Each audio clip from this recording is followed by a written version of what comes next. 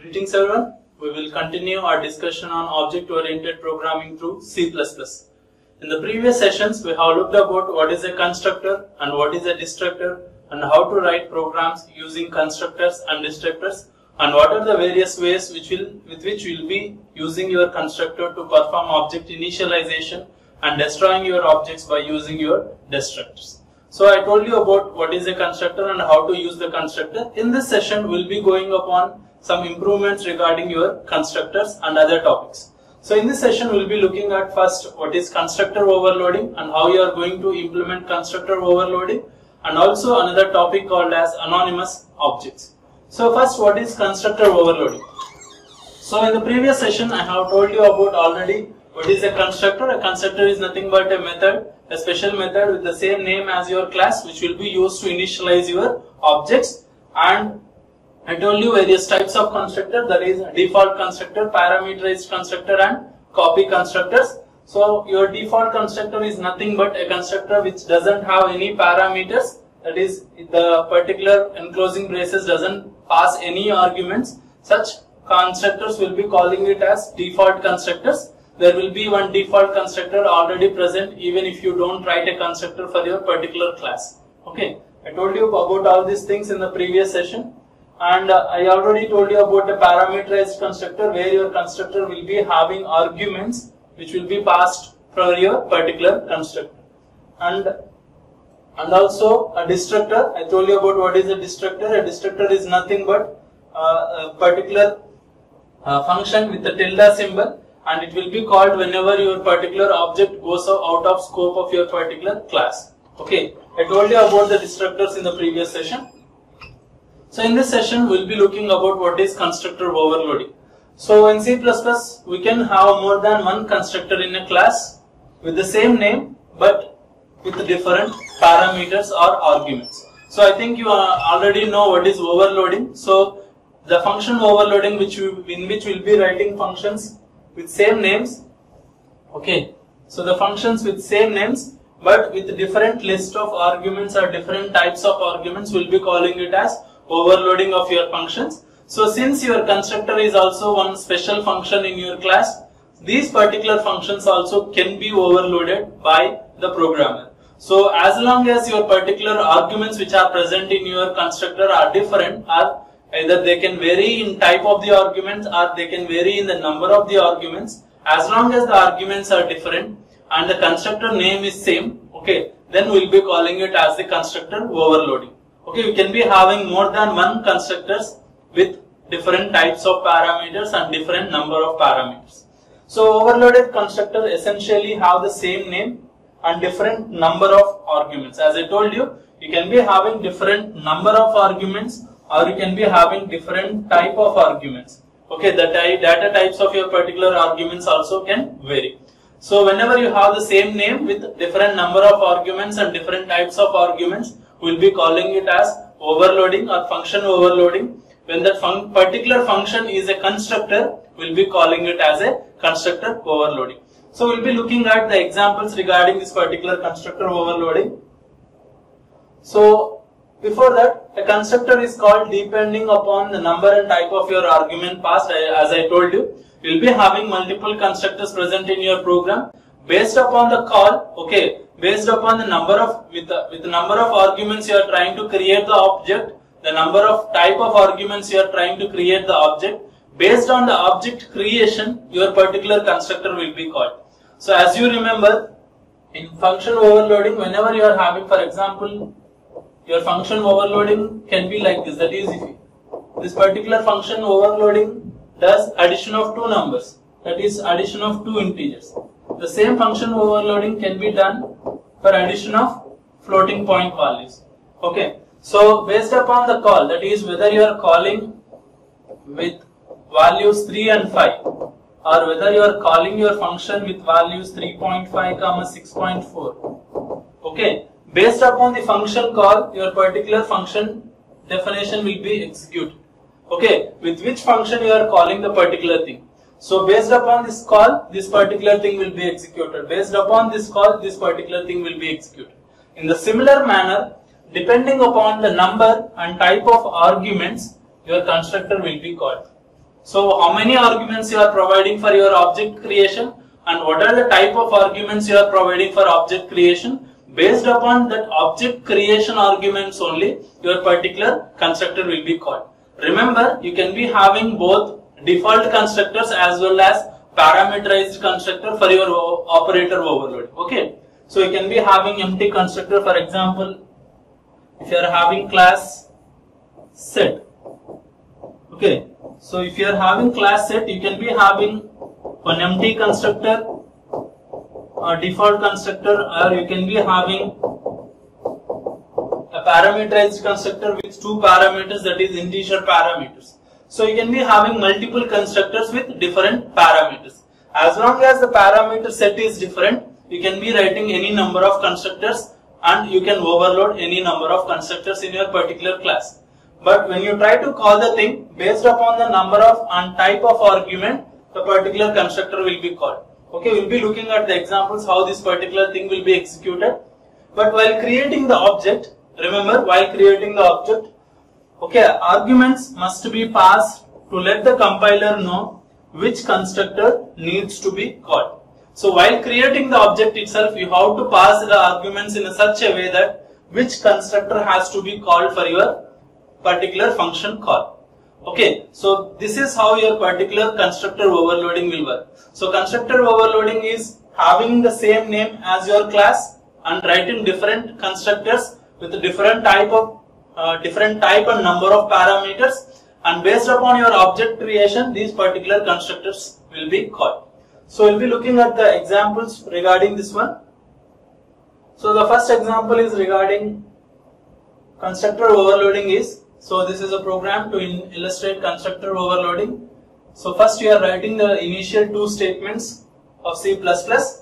Next I have created one class. This is a class construct. So inside the class, as you remember, you have to write your constructors inside the public area only. Okay, you have to remember that you have to write your constructors inside the public area only. So inside the public area, you have written one variable, that is area, and the first constructor is an empty parenthesis constructor, that is a default constructor without any parameters, and this particular constructor has initialized your area to 0.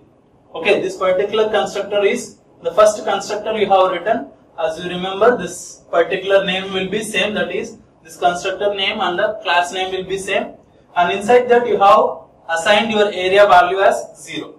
Okay, this is the second constructor you have written. So this is a constructor overloading where you are having same name as your constructor. Okay, the same name, the functions are having the same name, but here you are having empty parenthesis, but here you are having two parameters, that is int a and int b. As long as these are different, you can write any number of constructors.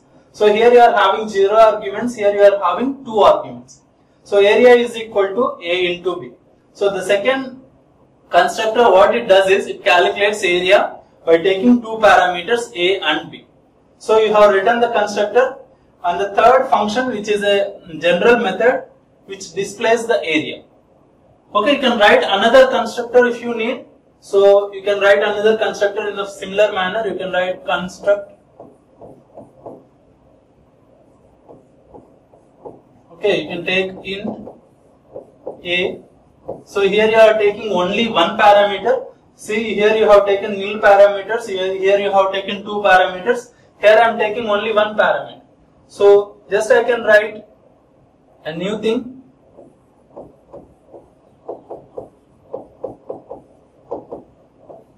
Area is equal to a into a. So if I can write this particular constructor also in your particular program. So now you can see you have defined 3 different constructors in the same program, but with a different set of parameters. Here you have taken 0 parameters. Here you have taken 2 parameters. Here you have taken 1 parameter. You can take different types of parameters also. That is, you can have another constructor like this. Construct float a. Okay, area is equal to a into a. So it does the same thing. But remember, here you have written int, here you have written float. So this is also constructor overloading, where your type of argument is also different. So this is the class you can write. For this class you have to write your main function. Okay. So if you remember, you have written 3. One is construct, another one is construct with 2 integer arguments, another is display, and remember these 2 examples also. So if you see the main, so first this is constructor overloading. First I have created an object, that is construct O. So when I create the first object O, okay, what happens is this particular thing doesn't have any parameters. That is, while creating the object, you have not passed any parameters. So it will call the default constructor. So if you remember the default constructor, you have just initialized area is equals to A. If you remember the previous one, okay, what you have done? The default constructor, what it has done? Area is equal to 0. So when I call this one, that is the first object is created. When the first object is created, it will make area is equals to 0. Okay. Next, when I call the second constructor, construct O2, that is second object with 2 parameters. When I pass 2 parameters, what happens? This particular thing has to call a constructor with 2 parameters, that is 2 integer parameters. Okay, if you remember properly, we have written a constructor. Okay, when I create an object with 2 parameters, then I have to call a constructor with 2 integer parameters. So inside that particular thing, what you have written? You have written area is equal to A into B. So what will happen? Your area will become 200. So next I have called the particular same thing, O dot display. When I do this thing, it will print the area of a particular object. So the area of the first object O is 0. It will print 0. Next O2 does display. Then the area of your second object will be 200. Okay. In the similar manner, you can create other objects like this construct. So I have written, for example, I have written a third object with a single integer. If you have written in a particular constructor with 1 integer argument, it will be called and it will execute the thing. So I can similarly write construct O4 with 12.5. Okay, if you remember, this will be a floating point value. Then it will call the floating point construct. Okay, then it will do 12.5 into 12.5 and it will return the particular value. So this thing will be calling it as constructor overloading, where you will be having multiple constructors with same name as your class name, but with different types of parameters and different number of arguments present in your particular functions. Okay, this is about regarding your constructor overloading. If you look at another example regarding this particular constructor overloading, so in the similar manner, you have taken the initial 2 statements, then I have taken a private variable age. In the previous thing, you have taken area as your particular variable. Here you are taking age as my data item.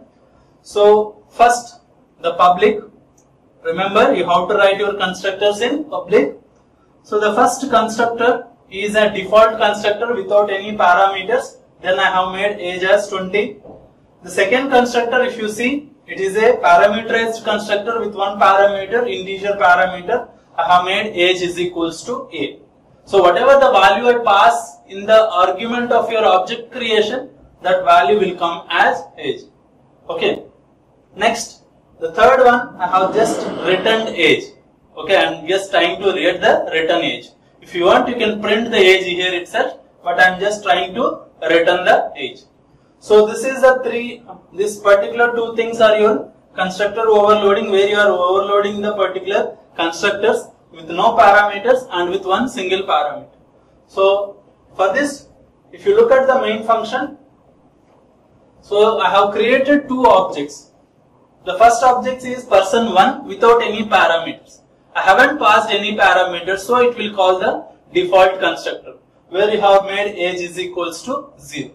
The second particular object has been created with 1 parameters, that is this particular value 45. Then it will call the particular parameterized constructor with one parameter and your age value will become 45. So the next two statements are your person1 dot get age, person2 dot get age. Okay, the person1, that is first object, will call the method, the second object will call the method. It will return the age of the particular person. So it will return 20 and 45. Okay, this particular object will make 20, this particular object will get 45. So if you see the code properly, so when you have the default constructor, the age is made as 20. When you have the parameterized constructor, it will take the whatever the value the object provides. So here the object is providing 45 value, so it will go as 45. So when I don't have the particular specific thing, I will be making it as a default constructor with age 20. So if I take another person, that is person 3 of 96. So now if I try to do the same thing, see out person 3 age is person 3 dot get age. Okay, next I will be getting the output as person 3 age is equals to 96, like this. How to just create your particular class with different constructors and call according to your particular convenience. So this is about constructor overloading, where you will be having a different set of constructors with different types and number of arguments. So the next thing I have to tell you about is anonymous objects. What are these anonymous objects? So before going to know what is anonymous object, first you need to understand what is an anonymous variable. So an anonymous variable is a variable that is given no name. Okay, when you doesn't define any name to your variable, then we will be calling it as an anonymous variable. So for example, in your particular program, if you write int a, okay, now a is one name you have given for one variable. That is, you have a memory and you are having some variable name for that particular memory and some memory location to that particular value. If you give a is equals to 10, the 10 value will go into that particular memory location. So if you see properly, you are giving some name to that particular variable. Those variables are general variables. Okay, when I don't have a name to this particular variable, that is, if I don't have name to this particular variable and I have to store some values in my program, then such things will be calling them as anonymous variables. Okay, when your particular variable doesn't have any names, we'll be calling it as anonymous variables. So anonymous variables in C++ have expression scope. What is the meaning of your expression scope means? If I write an expression like this, a is equal to a plus 10. Okay, so for example, you can't see the anonymous objects in a program. I will show you later in the example. But if the a is your anonymous object, if a is an anonymous object will be having this expression scope. Expression scope means once this particular expression is completed, you cannot use the anonymous object. Once the particular expression is completed, you cannot use the anonymous object in the next step. Okay, I think you remember the scope, that is, if you are having main, okay, so the main scope will start from the first line to the end line. Scope means from where you can use until where you can use your particular variable. That is the scope. Okay, general variable will be, you can use the scope as function scope or block scope or anything which you have learned in C language. Okay, file scope. All those scopes will be different. But when you are having an anonymous object, your anonymous object will be having only the expression scope. Expression scope means in whichever expression you have used that particular variable, you can have that expression or you can use that particular anonymous object in only that expression. Once that expression completes, you cannot use that particular object. Okay, or particular variable. That is anonymous object. Meaning that they are destroyed at the end of the expression in which they are created. So in whichever expression you have created that particular anonymous object, it will be destroyed once you end that particular expression and go to the next expression. Okay. Consequently, okay, you must understand they must be used immediately. Okay, whenever you create the anonymous object, you have to use immediately. Okay, why? Because once the expression ends, your object scope ends or your variable scope ends and you cannot use that particular variable. So when the expression, so this is an example regarding your anonymous variable. So in this particular example, if you see, you are having int add, int nx, int ny. This is a function definition. Inside the function definition, if you see, you have written nx plus ny. That is written nx plus ny. So you have added this particular two values. Whatever may be the value, you have added these two values. If I call something like this, add of 5, 6 value. Okay, to better understand, if you are having main, okay, if I am trying to have three variables a, b, c, okay, and I am given a is equal to 5, b is equals to 6, and I am passing a and b. I am passing a and b. If I write c is equal to add of a plus b, print your c value. This is your main function. That is your function definition. So what will happen, whatever the value which is present in a, that is 5 value will be copied into nx, b value that is 6 value will be copied into ny. So I am performing 5 plus 6. Okay, 5 plus 6. Now we are going to get the result value 11. So how we are going to get that particular 11 value back to here? That is, now when I return 11, what should happen? The 11 value should come to this place. That 11 value should go into C. How it comes?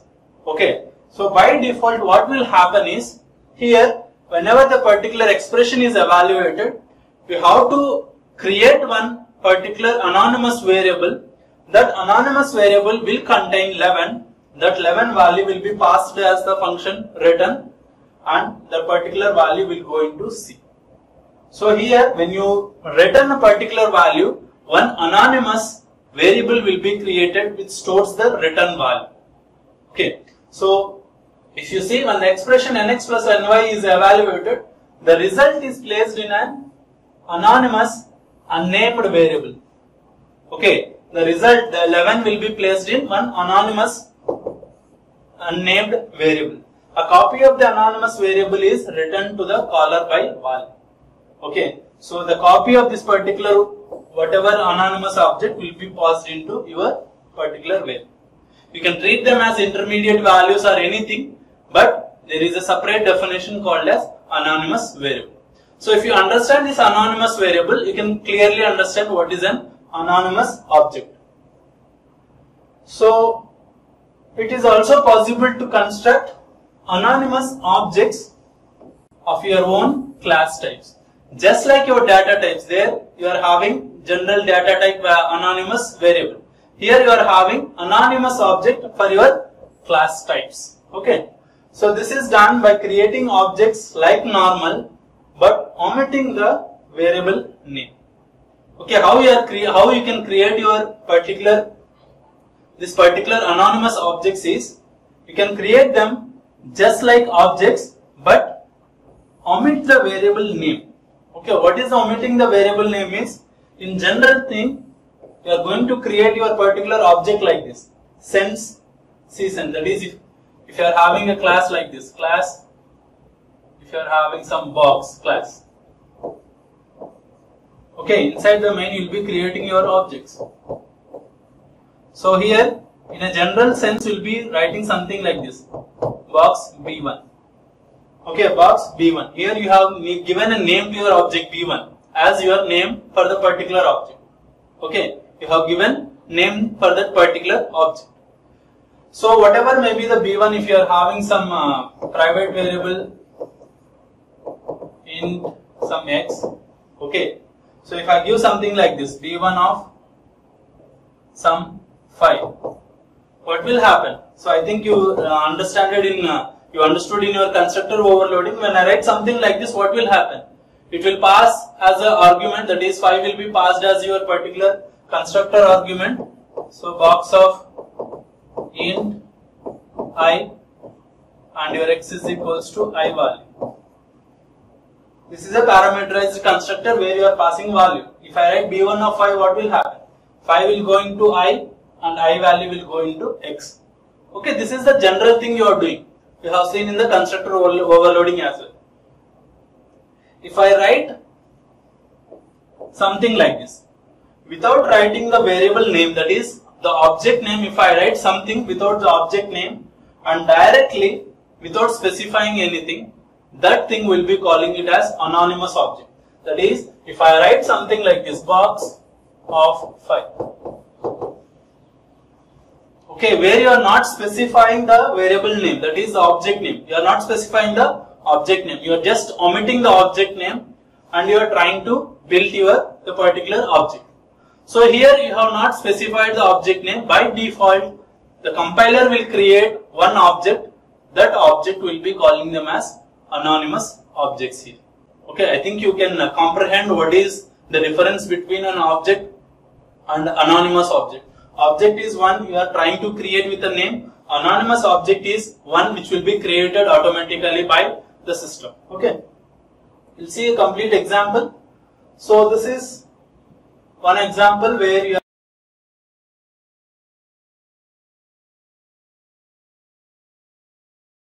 are having a class first. So inside the class I have taken, this is a class sense. Inside the class I have taken mn sense one variable. Okay, mn sense one variable. So there I have created one parameterized constructor. Okay, parameterized constructor sense with one parameter.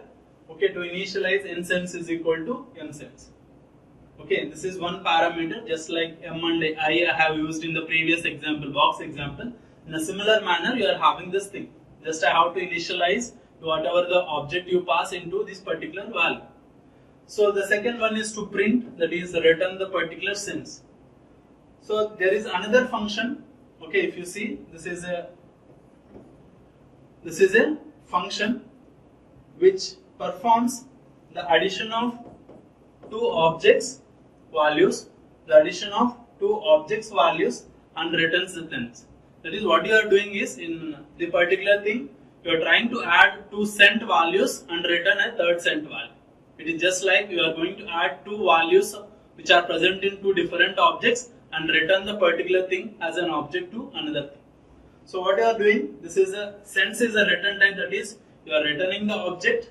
Okay, sorry, you are returning the object and you are taking two objects as parameters. You are going to take those objects as parameters and add them.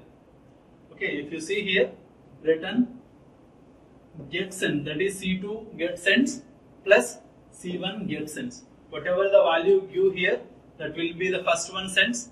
If you to understand better, you can take this as rupees. Okay, so C2 rupees plus C1 rupees. C1 rupees plus C2 rupees, you are going to add two values here and return that particular value. So where you are going to create your anonymous object, if you see properly. So the first thing, you haven't created any objects while creation. So this is sense 1. You have created a general object by passing the value 6. That is, your rupees or cents will become 6. Next, in the second object you have created generally, where your cents will become 8, that is rupees will become 8. Okay, next what you have done is, you have called the particular function add cents 1, cents 2 plus get cents. What this particular function has to do is, it has to call the addition function and it has to return the particular value. Okay, what it will return? It will return the 14 value as an object. Okay, so after that you are having, if you see, 14.getCents. 14 will be your object here. Your anonymous object, whatever you are going to get created by using this particular function call. Okay, just like the function call you have seen in the previous example for your general variable.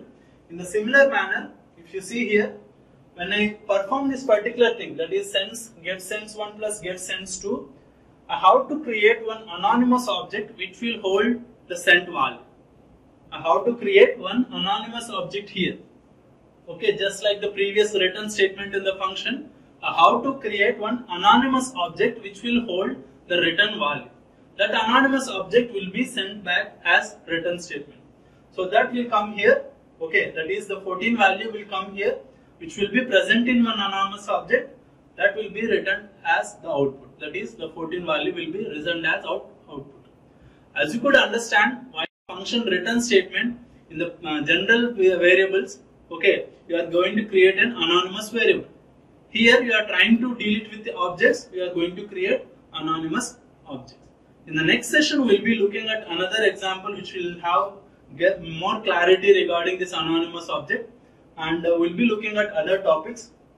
So this is about your anonymous objects and constructor overloading. In the next session, we'll be looking at more about these anonymous objects. Thank you.